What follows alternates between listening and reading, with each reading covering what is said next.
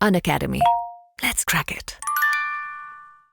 नमस्कार, जय हिंद दोस्तों। मैं शिव मोहन शर्मा स्वागत करता हूं आपके अपने अनअकैडमी प्लेटफॉर्म पे। जैसा कि आप सभी जानते हैं बच्चों कि आपके लिए हम करंट अफेयर्स की श्रृंखला लेके चल रहे हैं। क्या फायदा इस करंट अफेयर्स की श्रृंखला का? उसका फायदा है कि इसमें हम प्री तो संबंधित जो चीजें हो तो शामिल ही कर रहे हैं, साथ में आपको मेंस में उसको कैसे लिखना है और कौन सी चीजें उससे कनेक्ट होगी उसको भी आपको बताते चल रहे हैं, ताकि आपको जब ऐसे कुछ प्रश्न आए तो आपको शब्दों की कमी ना हो, आप आसानी से उसको लिख सकें और बहुत ही अच्छे नंबर स्कोर करें। क्योंकि हिंदी माध्यम में भी अब मटेरियल बहुत ही ज्यादा आने लगे हैं। उससे क्या होता है कि आपके पास ढेर सारे मटेरियल जमा है, लेकिन आप उसको कैसे मैनेज करें, कैसे लिखें, बहुत ही परेशानी। इसीलिए आपके लिए एक ही प्लेटफॉर्म पे हम सारी चीजें उपलब्ध करा रहे हैं। तो आज का हमारा टॉपिक जो करंट अफेयर्स का बहुत ही इंपॉर्टेंट आपके प्री और मेंस के लिए क्या है, राष्ट्रीय गोकुल मिशन है। क्या है राष्ट्रीय गोकुल मिशन, इस पर चर्चा करेंगे, बात करेंगे, देखेंगे कि क्या है इसके अंदर। उससे पहले आप बस एक छोटा सा काम करिए कि आप तुरंत इस यूट्यूब चैनल को तुरंत सब्सक्राइब कर लीजिए, साथ ही अपने दोस्तों तक शेयर भी कर दीजिए और साथ में लाइक और कमेंट भी करिए बच्चों, जिससे कि हमें भी थोड़ा एक्स्ट्रा प्रोत्साहन मिल सके। तो चलिए देखते हैं। उससे पहले मैं आपका 30 सेकंड का समय लूंगा टॉपिक शुरू करने से पहले। तो आज मान लीजिए कि आपका यूपीएससी ड्रीम है या किसी एग्जाम के लिए आप तैयारी कर रहे हैं और आपके पास उतने पैसे नहीं है, ये यूपीएससी नहीं हर एग्जाम के लिए। तो आपके पास क्या है कि बहुत ज्यादा पैसे नहीं है, तो आप ईएमआई बेस पर यहाँ पे अनअकैडमी में एडमिशन ले सकते हैं, जिससे कि आप हर मंथ ईएमआई भरते हुए आसानी से बेस्ट एजुकेटर के साथ पढ़ाई कर सकते हैं। इसी के साथ मान लीजिए कोई एग्जाम के लिए आपको एडमिशन लेना है, तो आपको करना क्या है, सीयू 5 कोड को लगाना है। सीयू 5 कोड को आप जैसे लगाएंगे, आपको अनअकैडमी 25% का मान लीजिए डिस्काउंट दे रही है, तो आपको 25% का डिस्काउंट इस सीयू 5 कोड को लगाते ही मिल जाएगा और आपका फायदा हो जाएगा। इससे इसको ध्यान में रखें। आप इस सीयू 5 कोड को भी अप्लाई कर सकते हैं, जिससे कि आपको एक्स्ट्रा बचत मिल रही है। देख रहे हैं, दोनों मिला के आपका 50% हो जाएगा और 50% बहुत डिस्काउंट। आप खुद भी सब्सक्रिप्शन लीजिए, अपने दोस्तों को भी सब्सक्रिप्शन कराइए, अपने भाई बंधु जो भी सब्सक्रिप्शन लेना चाहे उनको कराइए। ऐसा मैं क्यों कर रहा हूँ, उसका कारण है कि आप देखिए कि हर 3 में से एक सिलेक्शन कहीं ना कहीं अनअकैडमी के द्वारा हो रहा है, और इसका एग्जाम्पल्स भी आप हर दर साल देख सकते हैं, हर साल ये बढ़ता ही जा रहा है। तो आप इस यू 5 कोड का उपयोग कर 50% के आसपास डिस्काउंट लेकर बिल्कुल एडमिशन लेकर बिल्कुल अपना भी भविष्य उज्जवल कर सकते हैं, जिससे कि आपको आगे एक बेहतर भविष्य की जो आपने संकल्पना की है उसमें बहुत ही मदद करने। तो चलिए शुरू करते हैं हमारा चैप्टर। तो आज का चैप्टर है हमारा राष्ट्रीय गोकुल मिशन। क्या है राष्ट्रीय गोकुल मिशन, इस पर चर्चा करेंगे। तो राष्ट्रीय गोकुल मिशन के लगभग एक दशक के बाद इस योजना के तहत परिकल्पित सभी स्वदेशी नस्लों की गुणवत्ता में सुधार करने के बजाय इसने देश भर में गाय की केवल एक स्वदेशी किस्म गिर की प्रमुखता दी है, और यह बात लेकर चर्चा का विषय बन चुका है। और इसी पर लेकर यह आया कि राष्ट्रीय गोकुल मिशन जो शुरू हुआ था, ठीक है, उसके एक दशक बाद, ठीक है, इस योजना में क्या था कि सभी स्वदेशी नस्लों की गुणवत्ता में जो गाय की नस्लें हैं, जितनी नस्लें पाई जाती हैं उनकी गुणवत्ता में सुधार करना है, यानी कि उनमें ध्यान देना क्या कैसे और ज्यादा अच्छी दुधारू चीज है, भाई ऑब्वियस है। साथ में उससे रिलेटेड और कौन कौन सी चीजें, कैसे उनकी नस्लों में सुधार किया जाए, इसको लेकर चर्चा होनी थी। लेकिन ध्यान किस पर दिया गया, सिर्फ एक किस्म की गाय के, जिसका नाम है गिर। इस पर ही चर्चा होने वाली है। इस पर देखेंगे कि क्या हुआ है। प्रॉब्लम यह हुई कि राष्ट्रीय गोकुल मिशन से संबंधित कुछ समस्याएं हैं। जैसे कि राष्ट्रीय गोकुल मिशन में गिर प्रजाति की गाय को प्रमुखता दी गई। राष्ट्रीय गोकुल मिशन की शुरुआत वर्ष 2014 में ही की गई थी। आरंभ में विभिन्न स्वदेशी गोजातीय किस्मों के लिए उच्च गुणवत्ता वाले शुक्राणु पर शोध करना और विकास करने के लिए डिजाइन किया गया, ताकि क्या हो सके कि भाई अच्छे शुक्राणु मिलेंगे तो अच्छे बच्चे पैदा होंगे, गायों के अच्छे बच्चे पैदा होंगे, एक अच्छी नस्ल बनेगी, अच्छी नस्ल बनेगी तो ऑब्वियस है कि कहीं ना कहीं अच्छे दुधारू पशु होंगे, अच्छा विकास हो सकेगा। इससे बहुत सारा फायदा होगा किसानों का भी और जो उन लोगों को पालेंगे। तो ऐसे में इसको रिसर्च करने के लिए बनाया गया था। किंतु इस मिशन ने मुख्य रूप से गिर गायों पर ध्यान केंद्रित किया, अन्य नस्लों पर अधिक ध्यान नहीं दिया गया। सिर्फ इसने क्या किया कि भाई गिर गाय ही, उस पर ही जितने रिसर्च कर सकते थे किए, बाकी अन्य नस्लों को इन्होंने किया काम, लेकिन उस आधार पर नहीं किया। गिर प्रजाति की गायों को प्राथमिकता दिए जाने का प्रमुख कारण दूध उत्पादन और विभिन्न क्षेत्रों के लिए उनकी अनुकूलता है। अच्छा दूध देती है और दुधारू होने की वजह से, ठीक है, अलग अलग क्षेत्रों में इनकी डिमांड भी बहुत ज्यादा है। तो ऐसे में सिर्फ इसी पर ध्यान दिया गया।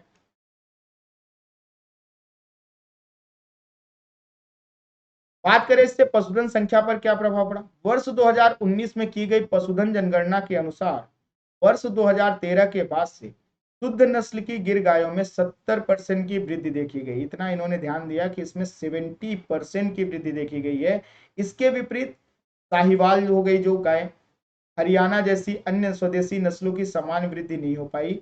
कुछ नस्लों की संख्या में गिरावट भी दर्ज की गई है। इनको कहा गया था कि सभी नस्लों का विकास करना है, भारत की सभी नस्लों की गायों का विकास करना है, लेकिन उन्होंने क्या किया, इन्होंने सिर्फ गिर पर ध्यान दिया, जिसकी वजह से बाकी नस्लें पिछड़ती हुई दिख रही हैं। बाकी नस्ल की गायों पर ध्यान नहीं दिए जाने की वजह से कुछ की संख्या में बिल्कुल गिरावट देखी जा रही है और यह चिंता का विषय है। हालांकि गिर वाली बात करें तो गिर में 70% वृद्धि देखी जा रही है 2013 से लेकर 2013 के बाद से शुरू होकर 2019 तक। तो आप देख रहे हैं कि कहीं ना कहीं बिल्कुल इसमें 70% वृद्धि, बाकी में गिरावट है, चिंता का विषय। यह पैटर्न भारत में देसी मवेशियों की नस्लों में भी विविधता के नुकसान को लाकर चिंता उत्पन्न करती है कि अलग अलग क्षेत्रों में विविध तरह की गायें पाई जाती हैं। ऐसे में जो देसी नस्लें हैं, जो देसी मवेशी हैं, अगर इनके विकास पर ध्यान नहीं दिया गया तो अलग अलग क्षेत्रों की जो गायें हैं या जो भी वहां की नस्लें हैं, कहीं ना कहीं उनको नुकसान पहुंच सकता है। और ऐसे में उनको नुकसान पहुंचना मतलब ऑब्वियस है देश को नुकसान पहुंचना, देश के विकास में कहीं ना कहीं इनकी भी भागीदारी है, क्योंकि ये किसान के विकास को बढ़ावा देती हैं और ये देश के विकास में हमेशा सहयोग रहता है। बात करें स्वदेशी गिर गाय की नस्ल से संबंधित मुद्दे कौन से हैं, तो वर्गीकृत गिर गायों का असंगत प्रदर्शन। ध्यान दीजिएगा, गिर गायों के प्रति बढ़ते रुझान के विपरीत सोच से पता चलता है कि वर्गीकृत गिर गाय गिर और अन्य अज्ञात किस्मों के बीच की एक संकर नस्ल, जिसको बोला जाता है वर्गीकृत गिर गाय। ठीक है, कई राज्यों में लगातार स्वदेशी नस्लों से बेहतर प्रदर्शन नहीं कर पाए हैं। यानी कि अगर वहां की स्वदेशी जो गाय थी, स्वदेशी नस्ल की गाय थी, अगर उन पर ध्यान दिया जाता तो ये ज्यादा बेहतर ऑप्शन होता। सिर्फ एक पर ही ध्यान देने की वजह से कहीं ना कहीं हम देख रहे हैं कि उनकी बहुत ही ज्यादा एक संकर प्रजाति बनाई गई, तो नस्लें बेहतर प्रदर्शन नहीं कर पा रही हैं जितना कि वहां की स्वदेशी नस्ल बेहतर प्रदर्शन कर। उदाहरण के लिए इसको देखिए तो हरियाणा में वर्गीकृत गिर गायों में दुग्ध उत्पादन में वृद्धि का कोई साक्ष्य नहीं है। यानी कि यहाँ पे हरियाणा में बिल्कुल भी इसका कोई साक्ष्य नहीं मिला कि बहुत अच्छा दुग्ध का उत्पादन हो रहा है, और ये चिंता का विषय। पूर्वी राजस्थान में स्वदेशी किस्मों की तुलना में वर्गीकृत गिर गायों के दुग्ध उत्पादन में कमी होने की जानकारी मिली है, जिससे किसानों को कम स्तनपान अवधि और दैनिक दूध के उत्पादन में कमी की शिकायत हो रही है। यानी कि जिस क्षेत्र में पाई जाती है वहां भी कहीं ना कहीं कमी दिख रही है दुग्ध उत्पादन में, और वहां भी यह परेशानी का विषय बना।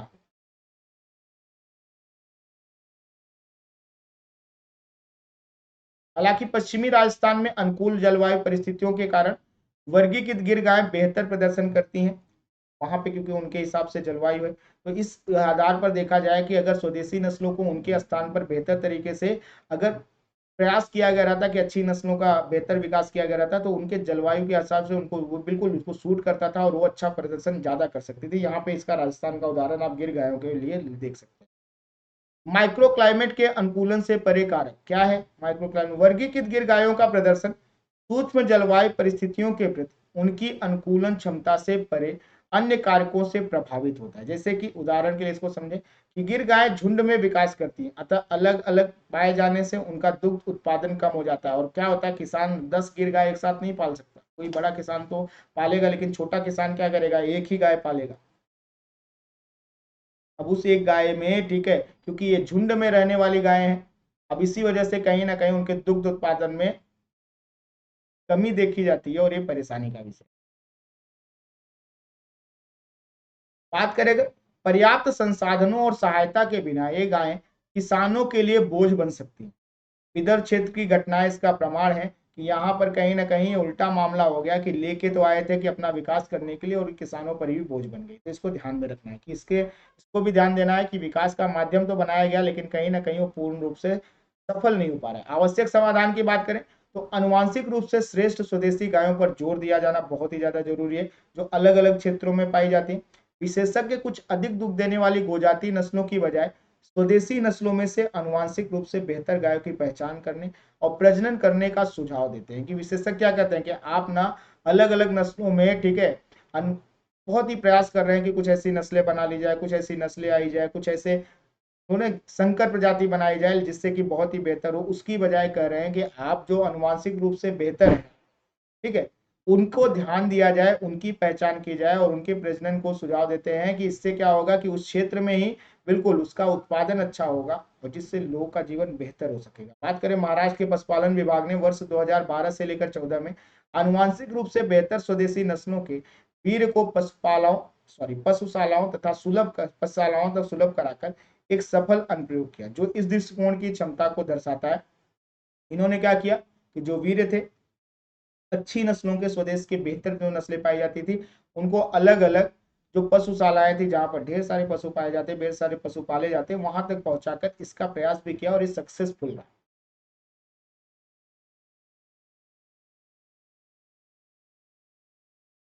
स्वदेशी गोजाति नस्लों की दीर्घकालिक संभावना क्या? भारत में विभिन्न प्रकार के गौवंशों की आबादी है, जिनमें से प्रत्येक गाय विशिष्ट क्षेत्रों के लिए अनुकूलित है, अलग अलग क्षेत्र में बिल्कुल है। लगातार क्रॉस ब्रीडिंग से वर्गीकृत किस्मों में क्षेत्र विशिष्ट लक्षण विलुप्त हो जा रहे हैं कि जो जिस क्षेत्र में पाई जाती थी वहां के जलवायु के हिसाब से वो अनुकूल रहती थी, वहां पे वो अच्छा दुग्ध उत्पादन करती थी, लेकिन लगातार क्रॉस ब्रीडिंग कराने की वजह से कहीं ना कहीं संकर प्रजाति बनाने की वजह से कहीं ना कहीं इनके लक्षण विलुप्त होते जा रहे हैं। वही बात करें उदाहरण के लिए अगर इसको देखने जाए तो हिमाचल प्रदेश और उत्तराखंड में बद्री गायों को गिर गायों के साथ संकरण कराने से दुग्ध उत्पादन में वृद्धि हो सकती है, लेकिन उनमें शारीरिक बदलाव आ सकता है जिससे उन बचना चाहिए। और यही चीज को ध्यान देने की बात है कि ज्यादा क्रॉस ब्रीडिंग कराने से परेशानियां बिल्कुल क्रिएट होंगी।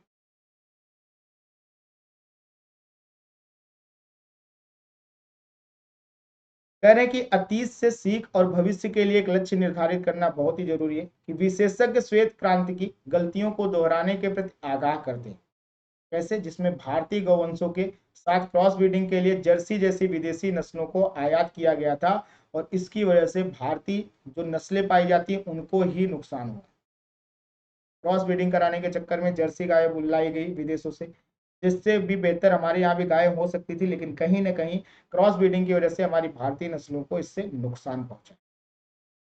हालांकि इससे दुग्ध उत्पादन में वृद्धि तो हुई, लेकिन इसमें पशुपालकों की आय में वृद्धि नहीं हुई, क्योंकि सरकार संकर नस्ल की गाय बीमारियों के प्रति अधिक संवेदनशील थी और उन्हें अधिक देखभाल की आवश्यकता थी।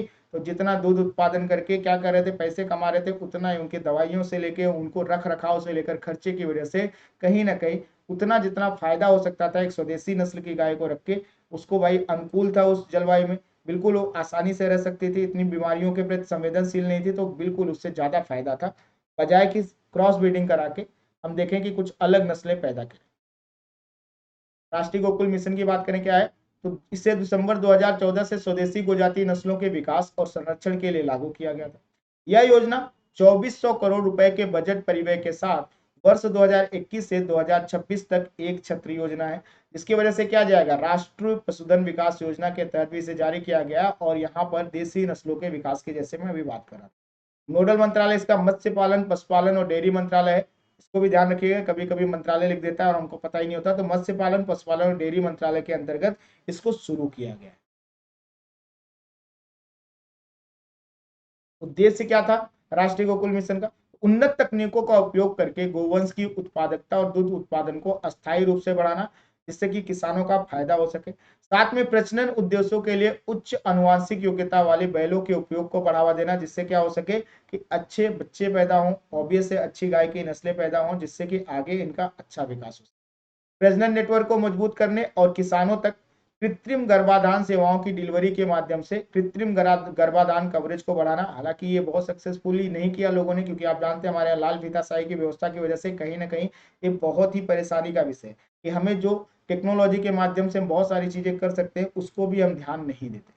वैज्ञानिक और समग्र तरीके से स्वदेशी मवेशी तथा भैंस पालन एवं संरक्षण को भी बढ़ावा दिया जाने के यहाँ पे उद्देश्य।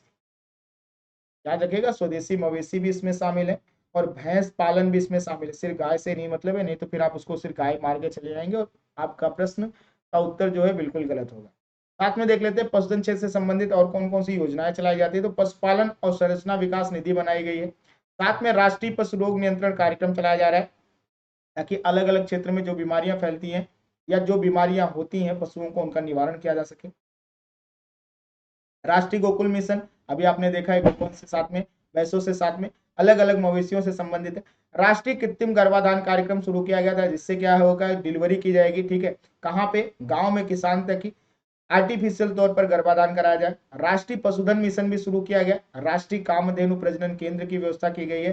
गोकुल ग्राम की व्यवस्था की गई। ई पशु हाट, नकुल प्रजनन बाजार भी बनाए गए हैं, जो कि पशुधन क्षेत्र से संबंधित अलग अलग योजनाएं।